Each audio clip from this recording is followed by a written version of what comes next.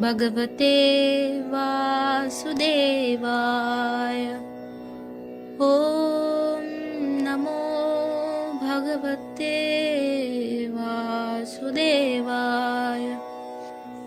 Shushrusho Shaddadhanasya Vasudeva Kataruchihi Shyanmahatsevaya Vipraha Punyatirtha Nishevanat.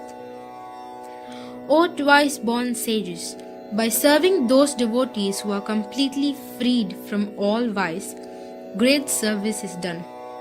By such service, one gains affinity for hearing the messages of Vasudeva.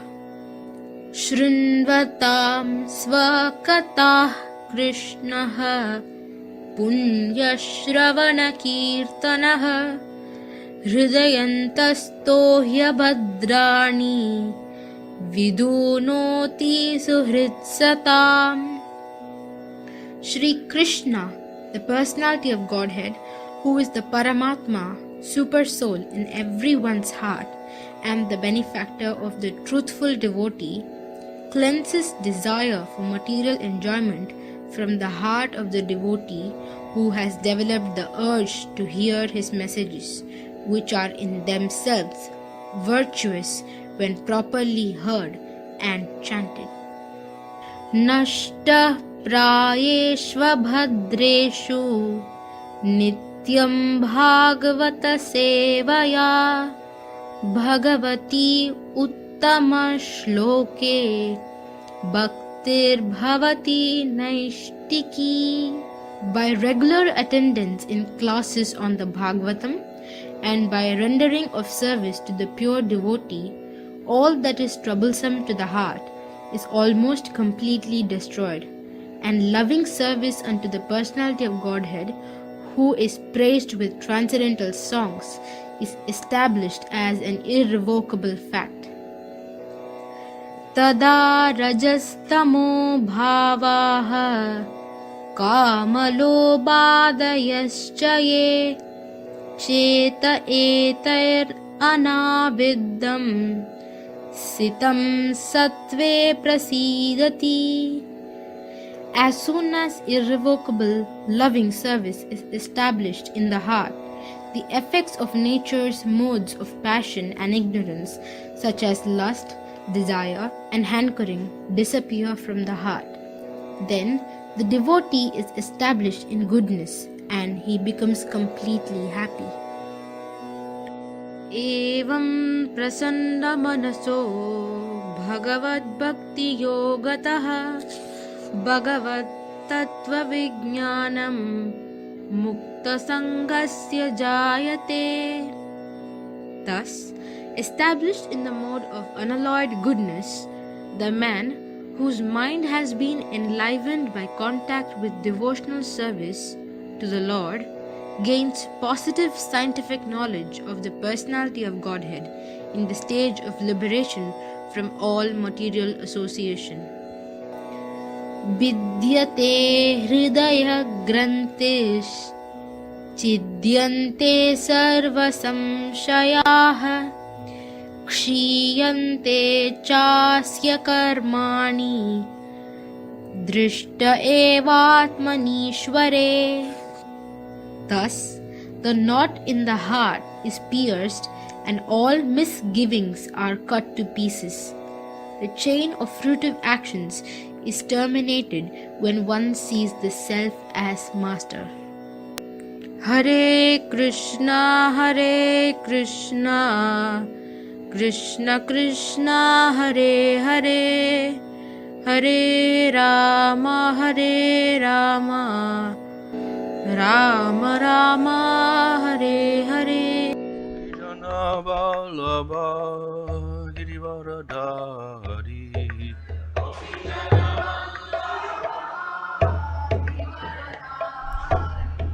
Yasodanandana Brajajana Ranjana Yasodanand Yamunatira Vanachari Jamunatira Jaya Radha Madhava Radha Kunja Bihari Jaya Radha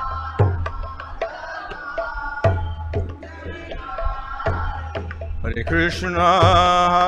Krishna Krishna Krishna Hare Hare Hare Rama Rama Rama Hare Hare Hare Krishna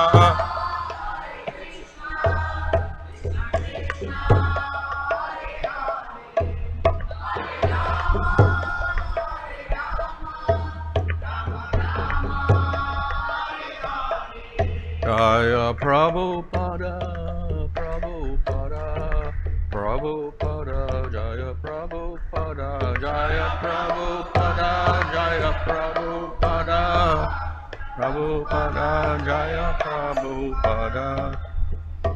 Jaya Vishma Vadama Rajagacharya Sada Sisvadesi Bhaktivedanta Samsara Prabhupada Ki Jai Namachar Haridas Thakur Ki Jai Prem Sagaho Sri Krishna Chaitanya Prabhu Nityananda Sri Advaita Gadadhar Shri Gaur Bhakta Vrinda Ki Jai Sri Sri Radha Krishna Gopa Gopida Shama Kunda Radha Kudigiri Govardhan Ki Jai Shri Vrindavan Dham Ki Jai Navadab Dham Ki Jai Ganga Jamuna Tulsi Bhakti Devi Ki Jai Ananda Koti Vaishnava Vrinda Ki Jai Samaveta Bhakta Vrinda Ki Jai Go Premanandi all glories to the assembled devotees, all glories to the assembled devotees, all glories to the assembled devotees, all glories to Sri Guru and Sri Guranga, all glories to Sri Prabhupada.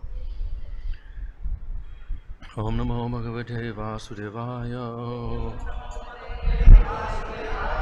Om Namo Bhagavate Vasudevaya. Om Namo Bhagavate Vasudevaya. Namo Om Vishnu Padaya Krishna Prasthaya Bhutale Srimate Bhaktivedanta Swami Nityanamane Namaste Saraswata Deve Gauravani Prachadane Nirvishesha Shunyavadi Pachatade Shatadane Shri Krishna Chaitanya Prabhu Nityananda Sri Advaita Gadadhar Shivasadi Gaur Bhakta Vrinda Hare Krishna Krishna Krishna Hare Hare Hare Rama Rama Rama Hare Hare. Reading from Srimad Bhagavatam Canto 11, Chapter 2, Verse 8. Aham kila puratnantam prajata bhuvi muktidam pujayam na mokshaya mohito deva mayaya.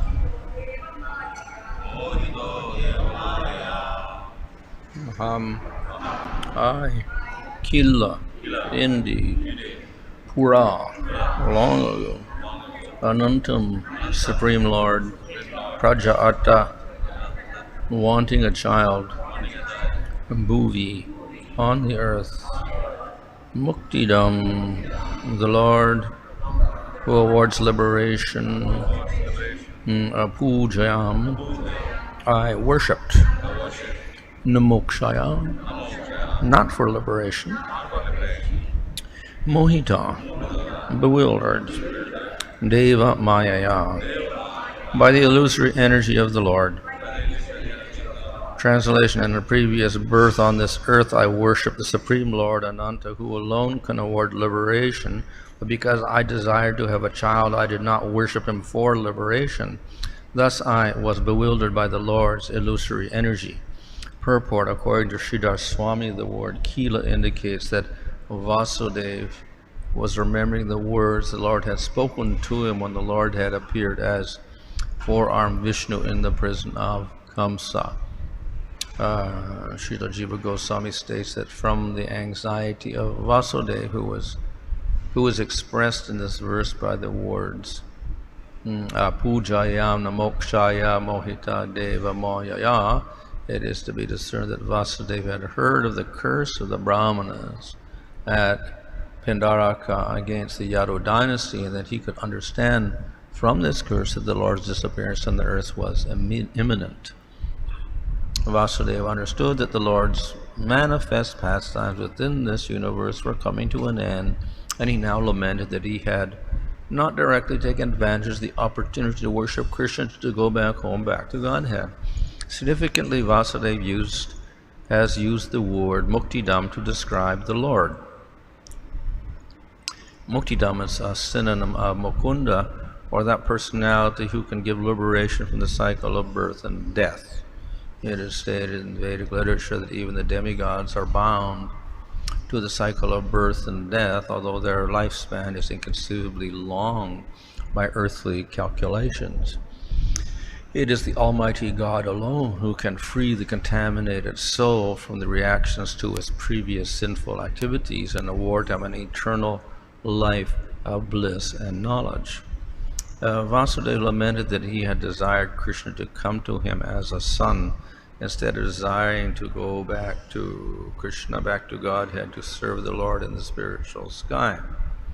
Commenting on this incident in the 10th canto of Srimad Bhagavatam, Srila Prabhupada has emphasized that we should desire to go back home, back to Godhead, rather than try to bring the Lord to this world as our son. Nor can we artificially imitate the severe penances of Vasudeva and Devaki performed for thousands of heavenly years in their previous birth as Sutapa and Prishni. In this connection, Srila Prabhupada states, if we want to get the Supreme Personality of God to become one of us in the material world, this requires great penance, but if we want to go back to Krishna, we need only understand him and love him. Through love only we can very easily go back home, back to Godhead. Srila Prabhupada goes on to explain that Chaitanya Mahaprabhu freely bestows the benediction of love of Krishna, which allows one to return to Krishna's abode through the chanting of the Hare Krishna mantra. This chanting process is far more effective in this age than artificial attempts to perform severe penances and austerities. Srila Prabhupada concludes, therefore, one need not undergo severe penances for many thousands of years. One need only learn how to love Krishna, and he is always engaged in his service. Then one can very easily go back home, back to Godhead. Instead of bringing the Lord here for some material purpose, to have a son or whatever, if we go back home, back to Godhead, our real relationship with the Lord is revealed, and we eternally engage in an eternal relationship. By chanting the Hare Krishna mantra, we gradually develop our eternal relationship with the Supreme Person and thus attain the perfection called Sarup Siddhi. We should take advantage of this benediction and go back home, back to Godhead. Although Vasudeva and Devaki desire that Krishna become their son, it should be understood that they are devotees eternally situated in love of Krishna. As stated by the Lord himself, Mohitao Deva Mayaya, Vasudeva and Devaki, as pure devotees, were covered by his internal potency. In the 4th canto of Srimad Bhagavatam, the great sage Atri Muni prayed to the Lord, Prajam Atmasamam Makhyam Prayachatu. Please kindly be pleased to offer me a son exactly like you. Atri Muni said he wanted a son exactly like the Lord, and therefore he was not a pure devotee, because he had a desire to be fulfilled, and that desire was material.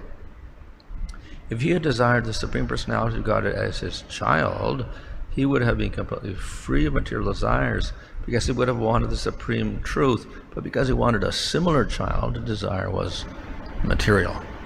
Thus, Atri Muni could not be counted among the pure devotees. Vasudeva and Devaki, however, did want the Lord himself, and therefore they were pure devotees of the Lord. In this verse, therefore, Vasudeva's statement, Apujaya Namokshaya Mohita Deva Mayaya, should be taken meaning that Krishna's internal potency bewildered Vasudeva so that he would desire Krishna as his son. This paved the way for the Lord's appearance as the son of his loving devotees. Translation: in a previous birth on this earth, I worship the Supreme Lord, Ananta, who alone can award liberation. But because I desired to have a child, I did not worship him for liberation. Thus, I was bewildered by the Lord's illusory energy. So here, Vasudeva laments that instead of praying for the highest goal, he prayed to get the Lord as his son, indicating that he had a material desire. He didn't want to get out of the material world. He wanted to enjoy family life with children. So that's the superficial meaning of this. And of course, from the material point of view, or even the spiritual point of view, for normal persons, it's always preferable we have spiritual desires rather than the material desires, that we should aspire for developing spiritually instead of living in the material world. And therefore, if we meet the Lord, or if we're praying to the Lord, then we ask for a spiritual benediction like bhakti, or and we avoid asking for material things. And we see that some devotees do ask for material things like dhruva, and then that bhakti is considered to be inferior, because though they worship the Lord, they have a material desire to be fulfilled. So to get worship the Lord for children, that is a material desire. And to worship the Lord to get a very good child that may have wonderful qualities, that's also material. And then by extension, to even get the Lord as your child, that would also seem to be material as well. But actually, we understand, if one has an understanding of the Lord, or the nature of the Lord, to have the Lord as one child is not a material desire at all. Yasoda and Nanda always desire Krishna as their child, and that's not material at all. Of course, he's eternally their child, so they don't have to attain it in any way. But of course, within the pastimes of Krishna on earth, and finally after many years, Nanda and Yasoda had a child.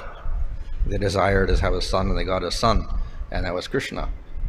So in that case, the having the Lord as one's son is not a material desire at all. But this can be explained by the fact that Krishna is eternally their son, and they were just enacting a sort of pastime. And similarly with Vasudeva, he wanted the Lord as his son. So again, we cannot ultimately say that it was a material desire. It was a means of bringing the Lord into this material world. So the Vasudeva and Devaki prayed to have the Supreme Lord as their son, and then he appeared as in the prison of Kamsa. So this is an arrangement of the Lord for his pastimes, and we cannot attribute Vasudeva and Devaki or Nanda and Yasoda with material desires. They didn't want to have children for material prosperity at all, because they're ultimately siddha devotees. But there's an appearance that they're worshiping the Lord for material benediction, and they're asking for material comforts or whatever. So that's the external aspect of the pastime. And within that, then, we find that Vasudeva is regretting his desire to have the Lord as his son, as being material, though it actually isn't. But for pastimes, then he considers that is an inferior desire. I should pray to the Lord to get out of this material world and enter into the spiritual world and serve the Lord eternally. I shouldn't desire to have children. So he regrets that type of desire that arose in him. So in one sense, we can say it's understandable. From the absolute point of view, of course, then there's nothing wrong with the desire to have the Lord as one's son, and we can never criticize Vasudeva and Devaki or Nanda and Yasoda. Just as others desire to have Krishna as their friend, others have desired to have Krishna as their lover. So again, these are not material desires. These are spiritual desires. One desires a particular relationship with the Lord in rasa, and the Lord fulfills that. So such desires are related to service to the Lord. So they're not included in the phrase anya abhalashito shunya.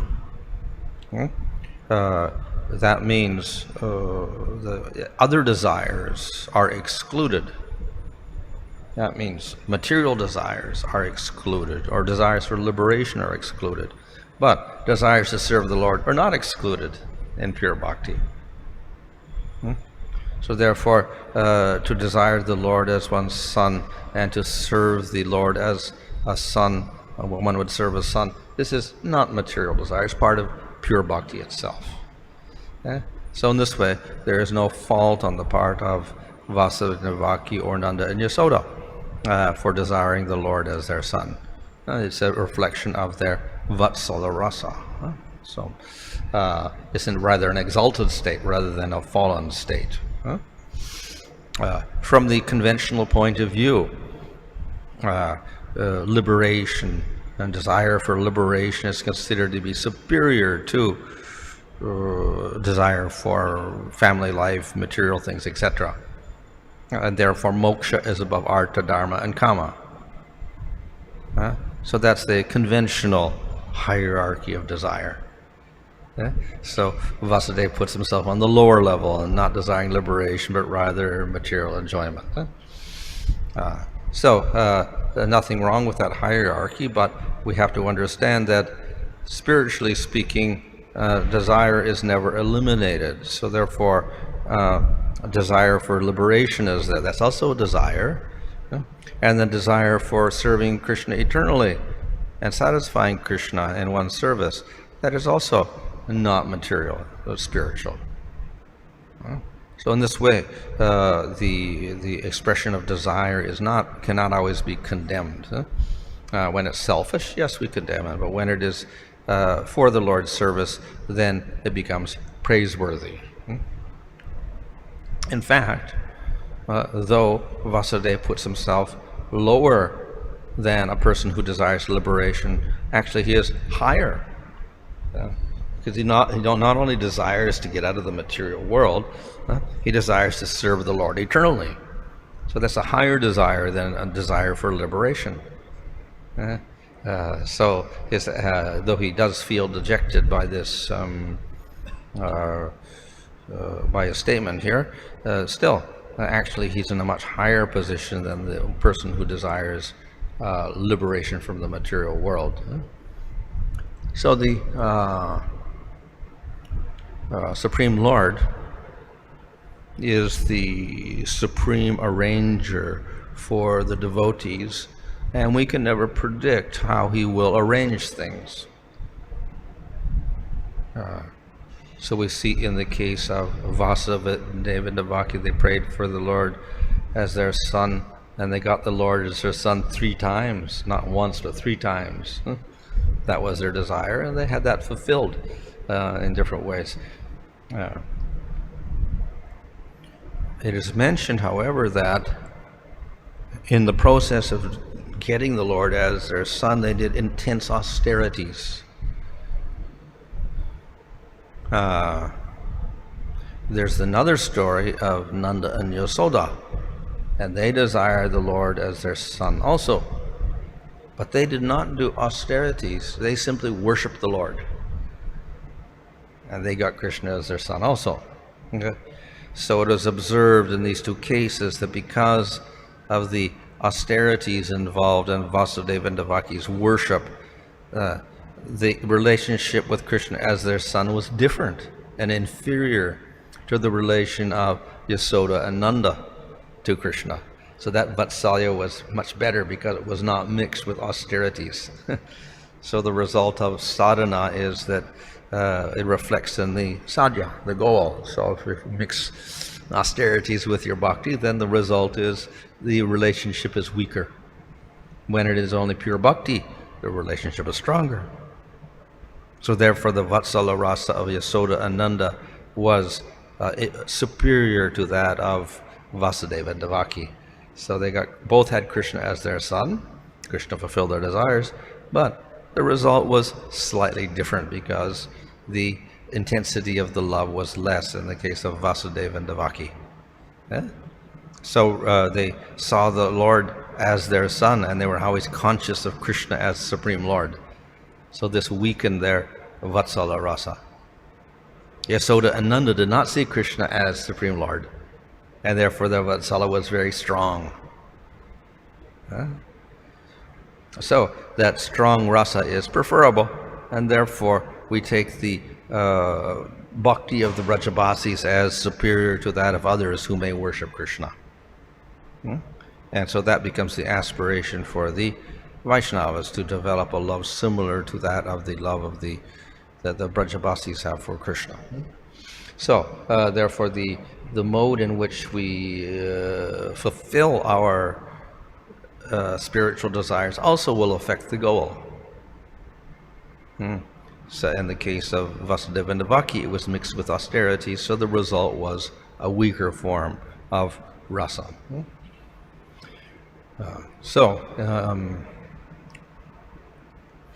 In both cases, these worshipping the Lord to get the Lord as your son is the arrangement of the Lord, because actually Vasudeva Devaki and Yasoda and Nanda are eternally the parents of Krishna, so they don't have to attain everything. But within the pastimes of the material world, this arrangement is made so they take several births, and in previous birth they worship the Lord, so they get the Lord as their son in this birth. So this is the arrangement of the Supreme Lord only. They don't have to take birth at all. They never take birth actually, but this arrangement is made for the Lord's appearance. It's also explained, of course, that the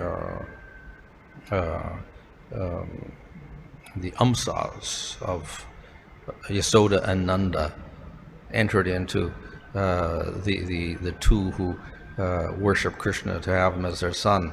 And when Krishna appeared then, and Nanda and Yasoda appeared in this world, then those amsas merged back into Nanda and Yasoda again. So therefore, in a sense, it was an appearance of sadhana through their amsas, and then they merged back into Yasoda and Nanda.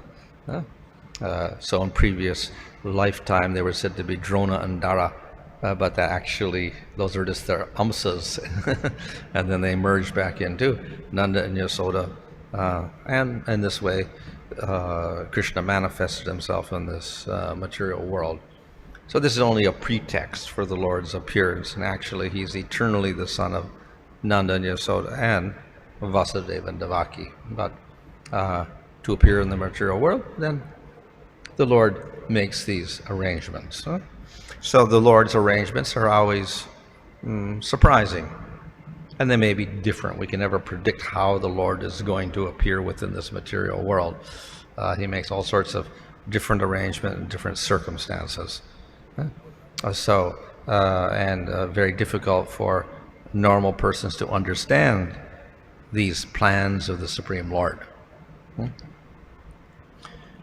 And to further complicate the situation, the Lord even puts his devotees under a sort of maya, so they also don't understand. So even Vasudeva here doesn't understand, therefore he's apologizing. Actually I should have asked for liberation, but now I asked to have you as a son or whatever, so now you give me some nice spiritual instructions. So on one level, not very good to think of Vasudeva as thinking himself as ignorant, and when he's the most fortunate for having Krishna as his son. How could he do this? Think himself unfortunate at all? It doesn't seem proper. And asking for spiritual knowledge when actually he's in the highest position because he has the Lord as his son. So what knowledge does he need? What teaching does he need to get out of this material world or whatever? He doesn't need any teachings. So therefore it looks a little bit strange on one hand that he would ask such questions. But again, arrangement of the Supreme Lord.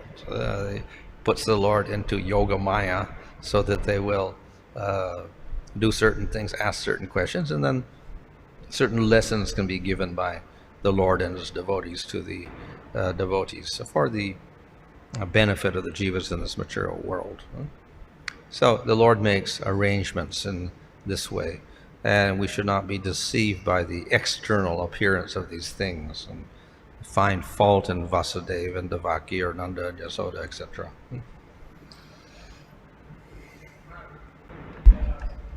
Also, rasa, he said, Yasoda is superior in Rasanya Rasa than Vasudeva and Devaki. But how without understanding that Krishna is Supreme Lord, how they were eternal associate? Because in the Bhagavad Gita, every word Prabhupada says Krishna is Supreme Personality of Godhead. So consciousness of Supreme Lord is not there, but they were great personalities compared to Vasudeva and Devaki. Yeah. So when we're doing sadhana, then we have to be aware of supreme position of the Lord and Jiva is always his servant. But then if one begins practicing Raganuga Bhakti, this gets covered over and the relationship with the Lord becomes more prominent. And then if one attains prema with that through that Raganuga sadhana, when one realizes Krishna, one is not aware of him as Supreme Lord, but only in terms of rasa. In the case of Nanda and Yasoda, they didn't do any sadhana, so this is only an appearance. So it's only to teach us the nature of sadhana and the results we get.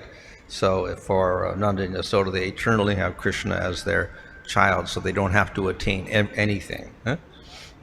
So their love is intense because they do not see Krishna as Supreme Lord.